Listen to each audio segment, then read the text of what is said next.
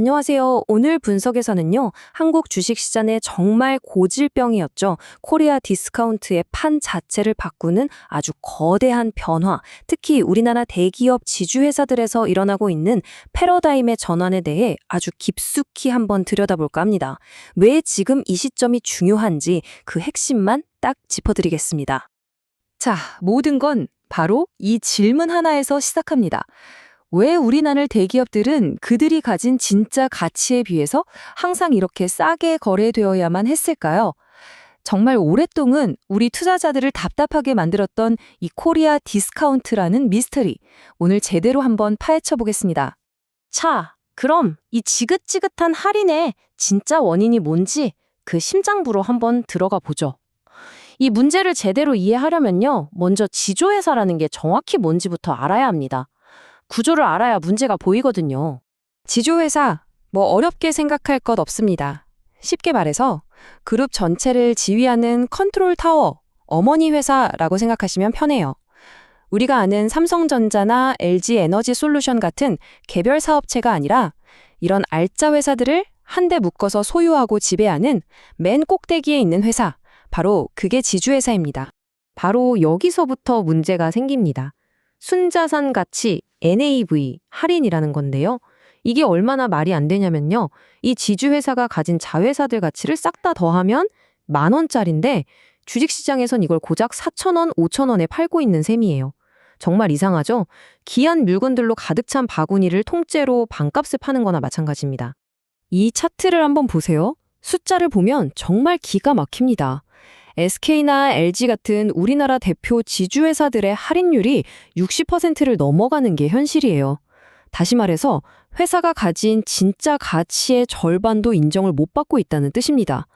이건 그냥 숫자가 아니라 뭔가 단단히 잘못됐다는 시장의 강력한 경고등 같은 겁니다.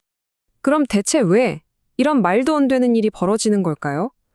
여러 이유가 있지만 결국 핵심은 지배구조 문제입니다.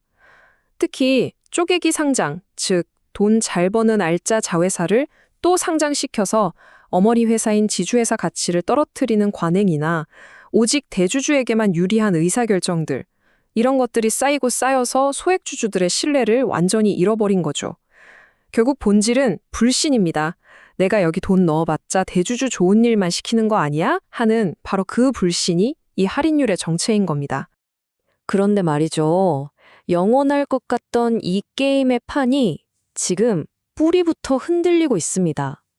바로 거버넌스, 즉 지배 구조를 뜯어고치려는 아주 강력한 개혁의 바람이 불고 있기 때문이에요.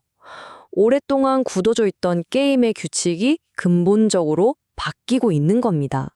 이 변화가 뭐 하루아침에 짠 하고 나타난 게 아니에요. 보시는 것처럼 마치 파도가 계속 밀려오듯이 여러 번에 걸쳐서 법이 바뀌어온 겁니다.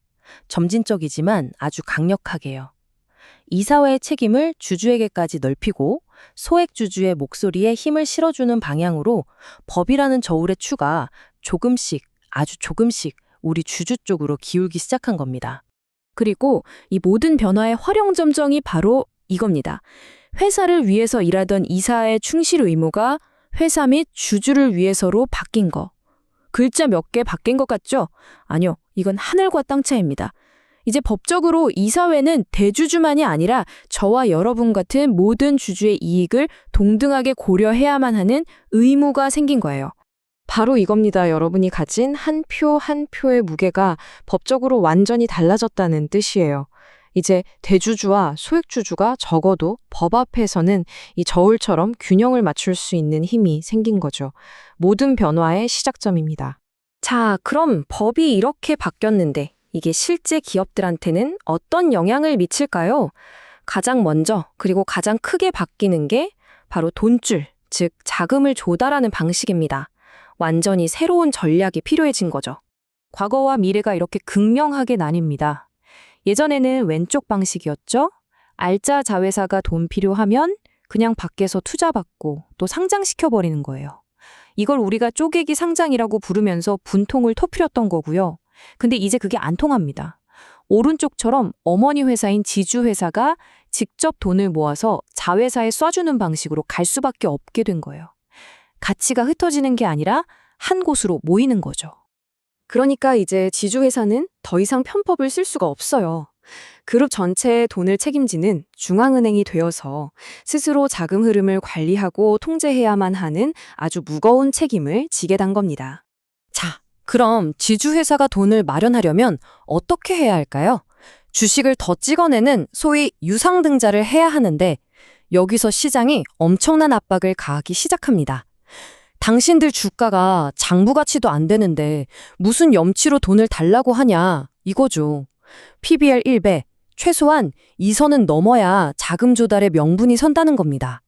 주가를 올리지 않으면 송장도 없다는 새로운 게임의 법칙이 생긴 거예요. 자, 그럼 이쯤에서 정리를 좀 해보죠. 이렇게 판이 바뀌는 상황에서 우리 같은 투자자들은 도대체 뭘 봐야 하고 어떤 스탠스를 취해야 할까요? 핵심만 딱 짚어보겠습니다. 이제 투자 전략도 바뀌어야 합니다. 예전에는 우리가 와, 저 회사 할인율이 60%나 되네? 50%까지만 줄어도 대박이겠다. 이런 식으로 접근했잖아요. 이제 그게 아니라는 겁니다. 할인율 자체보다 더 중요한 건 이 회사가 가진 자산, 즉 NAV 자체가 앞으로 커질 수 있느냐 확장성을 보라는 거죠. 특히 아직 시장에 공개되지 않은 알짜 비상장 자회사들을 품고 있으면서 그룹 전체의 성장을 지휘하는 컨트롤 타워 역할을 제대로 하는 곳, 그런 지주회사를 찾아야 한다는 아주 중요한 시사점입니다.